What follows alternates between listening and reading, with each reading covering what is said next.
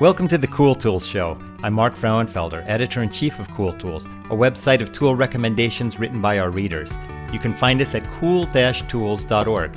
I'm joined by my co-host, Kevin Kelly, founder of Cool Tools. Hey, Kevin.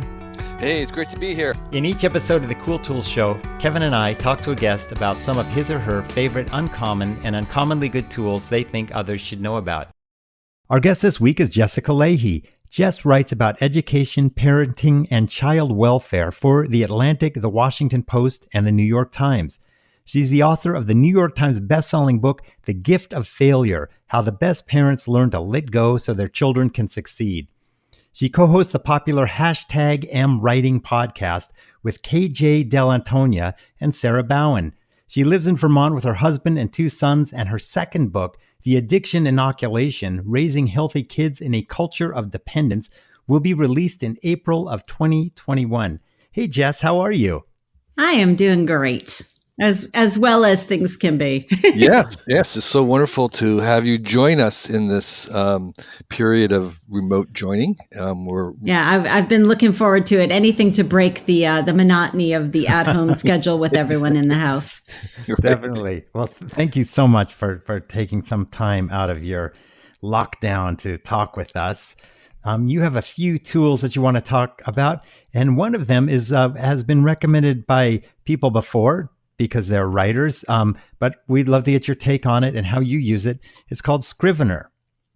Yeah, since I discovered Scrivener, it's been impossible for me to go back. I actually have to use a couple of different programs for writing simply because Scrivener and compatibility issues with my editor and my agent and things like that. But Scrivener is amazing for me because I'm a nonfiction writer and I do a lot of research, and I can create folders for every one of my chapters, and I can dump all my research in there, and I can dump images in there, and I can dump anything I want into those folders. And within those folders, I can have like the main text and the things that I delete and fragments and quotes and all kinds of stuff.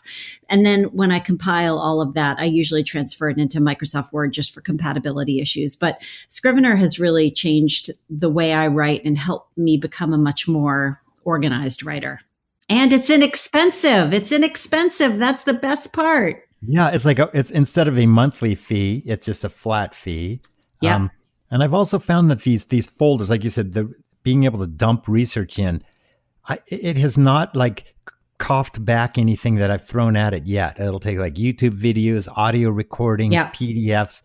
It will happily accept anything, and then it's all just there for you. That's like so convenient. It also doesn't let you throw things away permanently. It puts things into the trash, but it never really gets rid of them. So if you have second thoughts about dumping anything, you can always go back down to the trash, and it's always going to be there. When you are doing research, let's say you're doing online research, do you save to Scrivener directly, or do you save to something like Evernote or something else and then move it from there? Yeah, I have a really weird, this is what works for me, but I have a big folder of my PDFs of like journal articles and things like that. And then they're all arranged in a huge folder by lots of smaller folders by topic. So my book, The Addiction Inoculation, has, I don't know, something like 50 different folders, and it's everything from genetics to different approaches to substance abuse, everything I can possibly think of topic-wise is in there, and then I can just go and find it there. So Scrivener holds on to the chapter-specific stuff. Like if I know I'm going to use an article in a given chapter, I always dump that in there. But the nice thing for me is it takes such a long time to do the research that I'm taking so many notes. So it's really helpful for me to have a folder for a given chapter that's about a given topic so that all these little fragments that might otherwise get lost can end up in there. I even, type in what's on the Post-it notes all over my desk sometimes just so I can keep everything all in one place. So what I meant was when you're researching online at a website, do you save that page? Yeah. Directly to Scrivener, or do you bookmark it first, or do you save it to Evernote and then move it to Scrivener? Yeah, that's the one hitch in my plan. I usually print it as a PDF. I mean, I know it's an antiquated way to do things, but I'll often just say print PDF, stick that in the research files as well. Okay, so you print out the web page I do. but not like on paper. You just print it No, as a save it you as a save it PDF. as a PDF. Okay. Yeah. And I have used Evernote in the past, but I never got fluent enough with it. It was totally a failing on my side, not Evernote's side, because my husband is a researcher too, and he uses Evernote and loves it. I just have never gotten fluent enough with it to use it in a way that's efficient. Mm-hmm. Okay. That's interesting. How about using split screen in Scrivener? For me, that's like such a great thing to do, where you have like an interview transcript on one side and then your manuscript on the other. Oh my gosh, it's the best. It is the best. When someone told me about it, and there are a few things that I'm definitely not a high-end Scrivener user. I sort of stumble my way through and then realize, oh, they probably have a smarter way to do this than the way I've been doing it. But that split screen, I'm very heavy on interviews, and I have the transcript on one side and the contents of the chapter on the other. And that's been huge for me. The other thing I really love is when I read Dreyer's English, I don't know if you've had a chance to read Dreyer's English by Benjamin Dreyer. He talks about certain words that appear, he's a copy editor, and he talks about certain words that appear too much in people's writing and words that we should be getting rid of. And Scrivener will allow you to do a frequency search for words. It'll show you what words you use too much. I have in my first book, I use the word particularly way too much. And so I will do searches on those words that I know I have a tendency to overuse and find them and get rid of as many as I can. So that's another fun way, a little fun tool from Scrivener. And that's great. And that's a great tip. Dreyer's English, an utterly correct guide to clarity and style.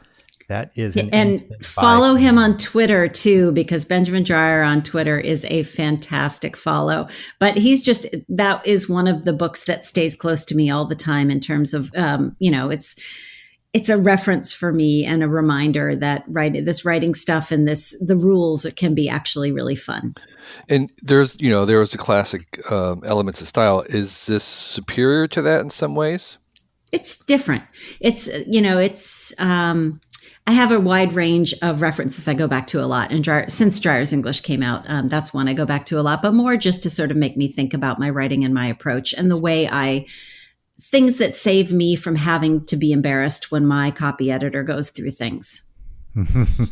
Okay. I have a question for you, Jess, about Scrivener. Something that I have struggled with and have not found an answer to is dealing with footnotes and citations. Yeah. It doesn't seem like it's built in or something. They're asking you to like add a template or something. What's the deal with that? Have you figured out a solution? I am still working through a solution. My husband has promised to help me on my next book project to make sure I don't do a lot of redundant work, but I use bookends. So bookends for me, it's not seamless with Scrivener. I did have to go back and redo, look through some stuff and manually fix some things. But bookends is my citations manager, and that has really saved me when I had to do my bibliography. Oh my gosh, it was a dream. I just, they said, what style do you want it in? I said Chicago because HarperCollins uses Chicago. And there you are. There's your bibliography. It was a miracle. It was wonderful. But you have to do some searching online to find the right way to make Scrivener and bookends play together really well. Okay. But is it like a plugin? Is it bookends? You're using bookends while you have Scrivener open? I do. So bookends is there as a way for me to research and pull resources in, research pieces in as, for my works, my works cited list, my bibliography. But I also use it as I use endnotes. And actually, HarperCollins, for example, uses this thing called key phrase call out, where you'll list, give a sentence and then give the reference for that sentence that you had in the text. And so what I'll do is just drag my citation from bookends straight into my Scrivener document and drop it at the end of that sentence. And I'll know what reference that footnote goes to. So I was using endnotes, and you mentioned you were using endnotes too. So are you using endnotes and bookends, or does bookends replace endnotes? I'm just using bookends. And I Bookends, think okay. at some point in the past, I had said endnotes, and I meant bookends. Oh, I have okay. Oh, been I see. Okay, I'm confusing the sorry. two. Yeah, sorry, it's Oh bookends. no, that's fine. Bookends. Okay, so it is Bookends. Sony Software. Is that the company that makes it? I think so. Okay. Yeah, there are big fights in my family. We have three researchers in the family, and one of them, my college student, uses something different, and so we have these battles over the best citation manager. It is super dorky around here. Sounds like my kind of place. My wife's a copy editor too, so that's Then great. she will really enjoy Dreyer's English. In fact, I just texted her and I said this book comes highly recommended. You should buy a copy. So she probably It's has great. already. That's great. So okay, so moving on. This sounds super nerdy too, but pretty cool. Some kind of sticky notes that come like in a little wallet or something. Yeah. So the day after I handed in my manuscript for my first book, The Gift of Failure, I had been helping train a horse, and I was thrown from that horse and landed on my head and suffered a pretty bad head injury. And Oh for my a while God. there, I couldn't really read, especially off of a screen. I couldn't do any screen stuff at all. So since then, I've had to really rely heavily on paper, which is, I guess, one of the other reasons I tend to save things as PDFs so that if I need them, I can have them in my hand.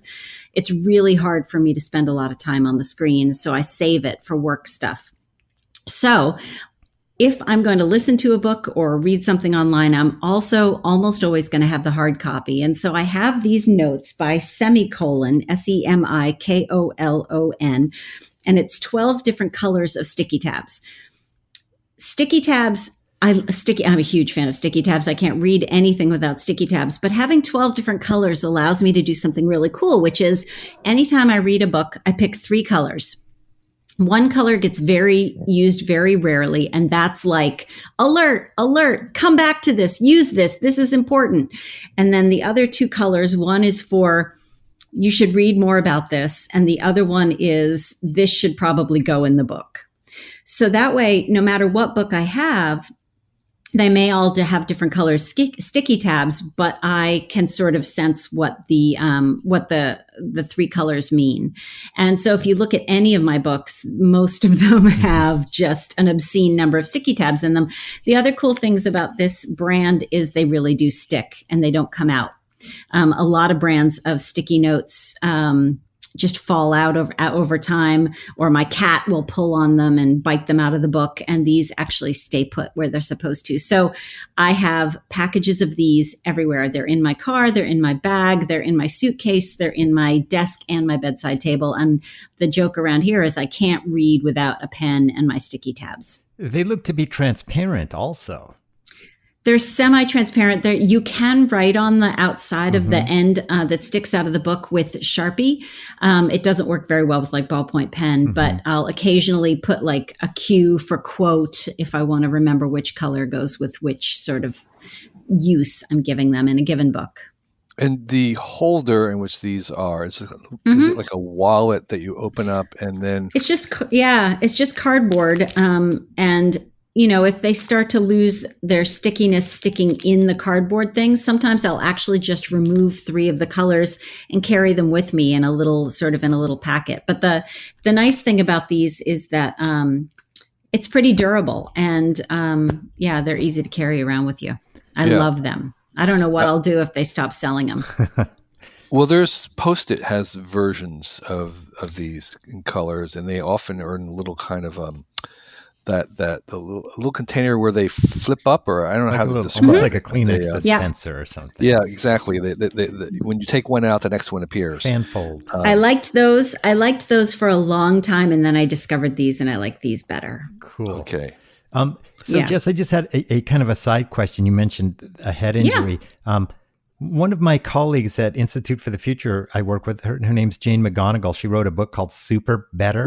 Have you read that book? Okay, I imagine it's in my bookshelves. Yeah. Yeah, that had she had a similar concussion and really was I think she just like bumped her head on a kitchen cabinet or something, but it like caused a lot of problems for her.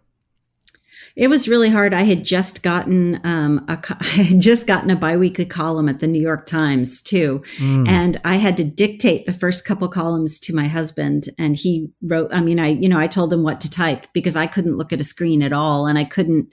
It was really bad. It was just, and it gave me a lot of. I've been a teacher for 20 years, and it gave me a lot of patience with my students who have concussions. And then I'm really eager for them to just sort of get over it and get back to work. But it took me months to get better from my concussion. Wow. And I still have issues with just little issues with visual migraines and my eyesight sometimes. Wow. Well, glad that you are doing a lot better than you were before. Do you wear a helmet now with a horse? I was wearing a helmet when that happened. Wow. Okay. I actually had to stop. I've stopped downhill skiing. I just don't do a lot of things where I can really hurt my head badly. I need it. I need my head. Smart. I need my brain. Smart. Yeah. Yeah. I need my brain in my eyes. Yeah. I don't horseback ride as much either. We used to take these horses that, no one else wanted, and then we would train them and resell them. And that's not something I do much anymore. Mm-hmm. So tell us about your next cool tool. We're back to our eyes and screens, I think. Yeah. This is a monitor that you like. It looks so cool. It is super cool. Wow. So I had just a regular Thunderbolt Mac monitor for a long time, which was great. I really did like that monitor, but it got dropped during our move, and our moving company was replacing my monitor. And so for a very similar cost, I was able to get this LG ultra wide curved monitor. And the reason I like it so much is not just because it looks super cool, but because I can have many documents up at once and line them up. And I can have a PDF of an article. I can have I can have an interview. I can have my text, and all lined up, And then what's really hard about that then is if I'm traveling and I have to just use my laptop, I feel like I'm looking at a tiny, tiny little screen, and I can only see one thing at a time. But this big monitor has really changed the way. It's made it so much easier for me to work between documents. And it's a huge splurge, but it's also, I love that monitor so much. And do you happen to know the dimensions? We say it's ultra wide, but I'm just curious. It is ultra wide. It's 38 inches diagonally, so it's a big wide monitor. But something about the curve also makes it it's been really a lot easier on my eyes. I know I don't seem to get as much eye strain when I use that monitor as when I use, for example, my laptop. Wow, it looks great. So it's about $1,000, $1,050. Yeah, it's a really expensive monitor. Yeah. You're a writer. You're in front of it all day, every day. Yeah. When it's something like that, money becomes like less of an issue. And it's like, how is it helping you get your job done is the most important thing. Because I travel so much, it made sense to have a monitor that I could plug into with my laptop, because the laptop goes with me everywhere. That is my office is my laptop. So it just made sense for me to have a plug-in monitor. And actually the broken monitor is still being used. My son does electronic digital music, and he has my cracked monitor up in his room as his monitor. So we're getting as much use as possible out of these expensive monitors. Cool. I'm going to just put in a quick plug for a utility that I use with my Mac called Divi, Divvy, and it's a way to you kind of establish a grid, and then just using keyboard commands, you can make windows snap into those. So I kind of have a routine, and the windows just pop into that grid. So I have, a website, my browser in one window. Mm-hmm. I'll have my Signal app in another one, and it just is a nice way to keep things tidy. For me, the big monitor mostly for me is, a couple of documents, and then the bookends. The citation manager has to almost always be up at the same time too, and that's been. Having them right there is an incredible luxury. Makes all the difference. Yeah. And so you'll have maybe, let's say, Mark, 5 or 6 or just even 5 or 6 different applications all showing on your screen at one time. And rather than being behind each other, you'll have them kind of laid out on a Yeah, grid. exactly. That's cool. Yeah, it's really That's nice. really It's cool. usually, for me, it's more like 3 because I don't have that big of a monitor. But boy, am I Yeah. tempted to get this LG one that you're talking about, Jess. But yeah, I usually it's like 3 that I have going. Right. We had one of our guests was talking about how he took the like 4K, like 52-inch TVs and Yeah. turned them into monitors. Yeah. It's like, I don't think you can have too much space on your screen. Yeah. I really don't. I will also say this curved monitor, if I'm in my office, like cleaning or something, and I put a movie on, boy, it looks really pretty on that monitor too. It's a really, I mean, I'm using it for text, but boy, it actually looks good when you use it for the stuff it's supposed to be used for. Yeah. That sounds great. So moving down the list, you have a paper monthly planner. I'm interested in hearing why you like paper planners. Yeah. And what's Okay. cool about this one. So I have, I host a podcast called the #AmWriting Podcast, and I have 2 co-hosts, Serena Bowen, who's a best-selling romance author, and KJ Dell'Antonia, who actually used to be my editor at the New York Times. And we all have the same planner. And the reason we love this one is that it has a monthly calendar in the front so that you can sort of plan out your month, and there's weekly planners in there too. But the main reason we love it is that for the 3 of us, we text each other all day long, and we text each other the word sticker when we've achieved our goal for the day. And then we actually put a sticker. I mean, it's like we're 10 years old. We have an actual sticker in the day. So right now my stickers are bumblebees, and I can tell which days I actually achieved, whether it's a word count goal or a research goal or an editing goal. But whatever it is we've set as our goal for that day, once we've done it, we get a sticker in our book and we text each other the word sticker. And it really, if I hit 9:00 at night and I'm like, man, I'm tired and I didn't sticker today, but one of my friends, Serena or KJ, texts me and tells me that they stickered, I'm going to be really likely to just stay up for like 45 more minutes and get my work done. And then the other thing I do is I use, I have a little key system where I use washi tape in various colors to make like a little tab, and I segment the 88 pages of blank pages, or they're actually a dot grid, so that I have sections to my notebook. And it's not a full-on like bullet journal. It's just a way to organize, to have my calendar and to have all my notes for the various projects I'm working on all in one place. And so every single year, this is the gift that we, the calendar itself is the gift that Serena gives us each year.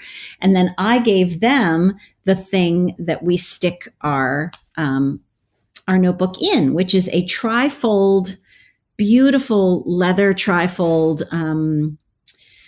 piece of art, really, by a woman named Lesha Shaver, and she makes them at this place called Little Mountain Bindery in Arkansas. And I was at this beautiful museum in Fayetteville, in Bentonville, Arkansas, actually, I think, or Fayetteville, I can't remember which, called Crystal Bridges Museum. It's a museum of American art, and they had one for sale there, and I bought it. And so since then, if I have to buy a really, really beautiful, elegant gift for someone, I buy them this trifold Fillion, Fillion, and I have their initials embossed on it. And that's the gift I give people who I really want to give something nice to. And the calendar fits into it perfectly. So the calendar, do you also have like a Google Calendar that you're running as well? Yeah, I do.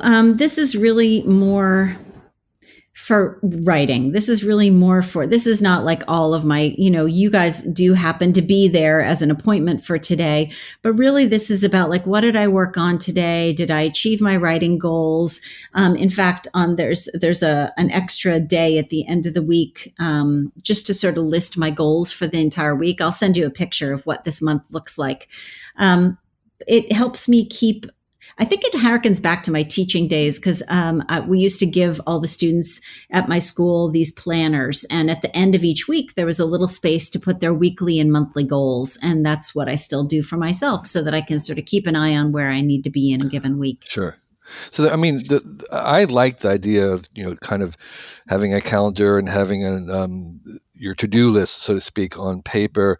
But Mm-hmm. the advantage came with being able to share that with people I'm working with, my Right. family, and everybody, and Yep. that And we that do was so that. powerful that the being able to have that shared calendar was so powerful that the other part of this kind of intimate side of it went away. And it Yeah. sounds like the way you do it is you do both.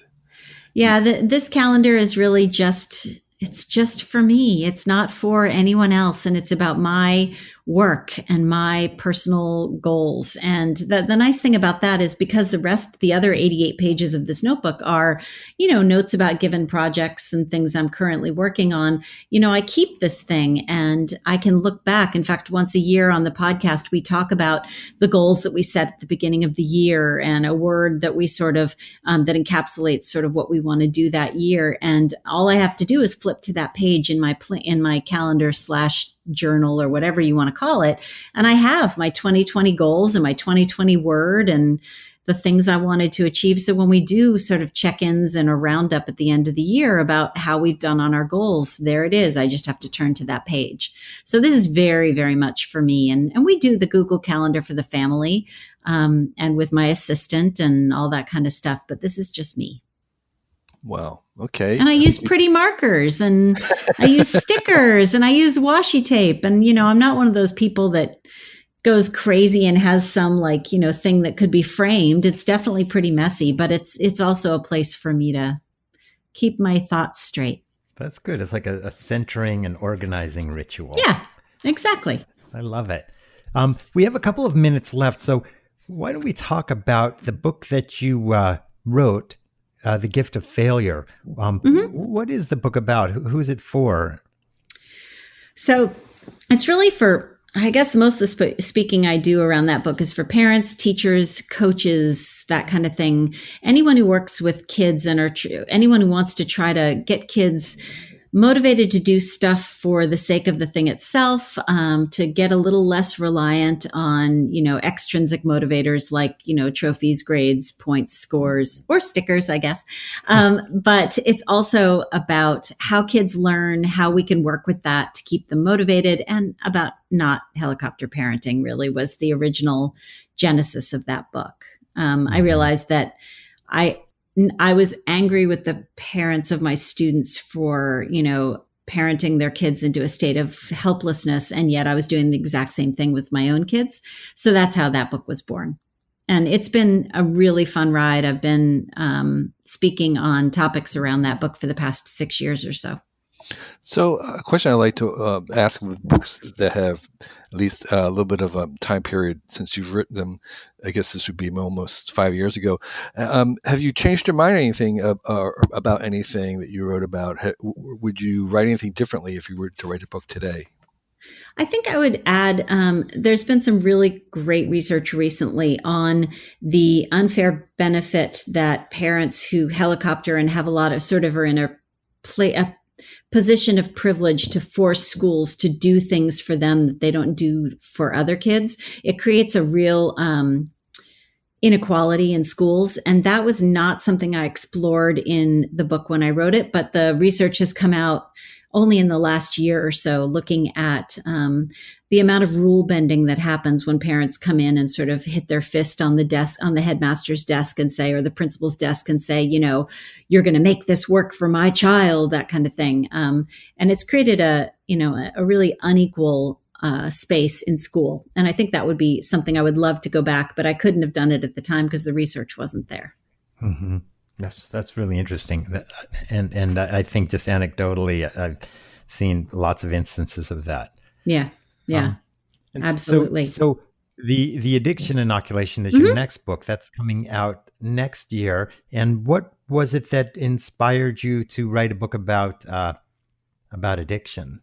Well, I'm an alcoholic. I have almost 7 years of recovery. And I used to work for 5 years. I taught in an inpatient drug and alcohol rehab for kids. So I was their writing and English teacher and working with those kids. And I have 2 kids of my own. So I have 2 kids of my own who with a genetic predisposition to substance abuse. And I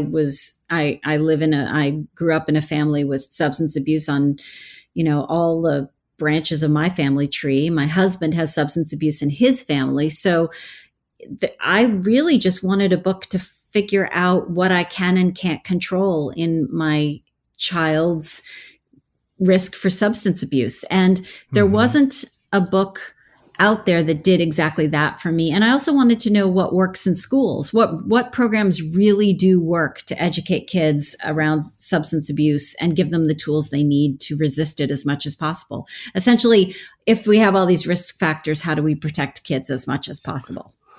Are you comfortable extending the addiction metaphor to screens? So yes, there's a slightly yes and no. There are some slightly different mechanisms going on there, and it's really tech is not as much something that I'm interested in, and so I didn't really go into that as much as I thought I was going to. And there's some other really wonderful books out there like Glow Kids and Screenwise and a bunch of other books that I really The New Childhood by Jordan Shapiro. There are a bunch of books out there that do a really good job with that. So somewhat, but not exactly. Yeah, I mean, there's certainly people who create video games definitely know how to sort of get that nice balance of challenge. There's a lot of great lessons there for learning as well, and how kids learn. To hook you into wanting just a little more and just a little more, and they all work on the same receptors in the brain. That dopamine rush is what fuels us and motivates us to want more, more, more. So there definitely is an overlap. And some of the most interesting research on screen addiction and gaming addiction is coming out of places with the biggest gaming or e-game industries like esports industries like Korea and China. So there's some really cool, interesting research coming out now. Not a lot to draw great conclusions yet, though. Okay. Jessica, where should people go if they want to find out more about you, your podcasts, your, where they can find out more about your books, all that kind of stuff? I imagine you have a website for that. I thought it was the law now. Everybody has to have a website. Isn't that right? Yes. You can find everything at jessicalahey.com. There's a page there for the website, for the podcast, for the #AmWriting podcast. And I spend, social media wise, I spend a lot of my time over on Twitter because as a profession, teachers are one of the largest users of Twitter. So I follow about 12,000 teachers on Twitter. And so when people say, oh man, Twitter, isn't that a horrible place to be? I say, heck no. It is the most positive, supportive, amazing social media platform. I absolutely love it. That's where my #PLN, my personal learning network, that's where it is. I hate to kind of introduce a tool at the very end of this, but do you have any tools that you use on Twitter that help you use Twitter? TweetDeck. Yeah, I use TweetDeck. For them, I use TweetDeck to be able to schedule tweets throughout the day. I used to use Meet Edgar, but I use TweetDeck, and I just like it because if there's an education chat going on, like a #SatChat is the big Saturday morning education chat, I can have that just running in a column and see what's going on. Plus, I keep columns I have a lot of lists, so I keep columns for like entertainment and education and addiction, all that kind of stuff. So if I have various columns for various topics. Cool. Very cool. Well, thank you. Jessica, this has been a blast talking to you. Thank you so much. Oh, thank you so much for having me. I love talking about tools. Love it. Oh, good. We do that too. was fun. Well, we would love to have you back on again to talk about more tools. Yeah. Well, given that my release from writing, the thing I do when I'm not writing is gardening and yard stuff. Oh, I have a whole other list of tools for that. Look forward to that. Hey, everybody, it's your host, Mark, and I wanted to thank you for listening to the Cool Tools Show. And I also wanted to let you know that we've got a lot more going on at Cool Tools than just this podcast. We also have the Cool Tools website, which has a new tool review every day, and you can get there by going to cool-tools.org. We also have 4 different newsletters that you can subscribe to, and you can subscribe to those from the Cool Tools page. We have this podcast that you're listening to right now. We also have a YouTube channel where we review tools. Check that YouTube channel out by going to youtube.com/cooltools. And one of the things I'd like to ask you is if you're really enjoying everything that we are producing, go to our Patreon page and support us there. You can sign up and give us as little as $1 a month, and that would mean a lot to us. The money that we get from Patreon goes towards a lot of things. We transcribe our podcast interviews so that you can read them online. We pay for editing of our podcasts and for our videos. We pay our contributors. We have video production costs. We have equipment costs. We have hosting costs. And the money you give us through Patreon also goes to support Cool Tools Lab. Anything you give is a huge help. And one of the things that we do is if you are a contributor to Patreon, we'll give you a shout out on air. And so I have a few people here to thank this week. Mark Lyanaj, Micah Gates, Monty Zukowski, Patrick James McNally, Robert Cohen, Scott, Spence Lloyd, Steve Avery, Steve Golden, Steve Levine, Tom Hess, William Phillips, Aaron Nipper, Durab Patel, Glenn Mercer, Jay Walker, Jeff Bonner, Ryan Jarrell, Pat Daly, Patrick Kennedy, Troy Wallet, Mike Camerate, Nicole Harkin, Tim Youssef, Scott Reed. Thanks all of you for supporting Cool Tools. And if you would like to have a shout out, go over to the Patreon page and sign up. And thanks for listening to the Cool Tools podcast. We'll see you next week.